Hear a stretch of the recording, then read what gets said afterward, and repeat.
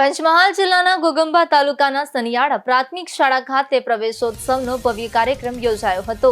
આ પ્રસંગે મુખ્ય અતિથિ તરીકે inspector general of police CID crime KN Damor Gandhinagar ખાસ ઉપસ્થિત રહ્યા હતા અને કાર્યક્રમનો શુભારંભ કર્યો હતો।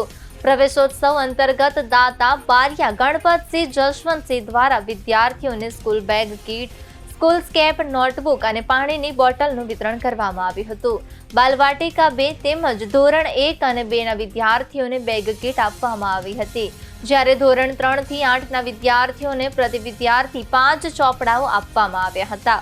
આ કાર્યક્રમમાં વિદ્યાર્થીઓમાં શિક્ષણ પ્રત્યે ઉત્સાહ અને પ્રેરણા વધે તે માટે વિવિધ આયોજન કરવામાં આવ્યું હતું। શાળા પરિવાર દ્વારા દાતાશ્રીઓના આ સહયોગ બદલ હૃદયપૂર્વક આભાર વ્યક્ત કરવામાં આવ્યો હતો।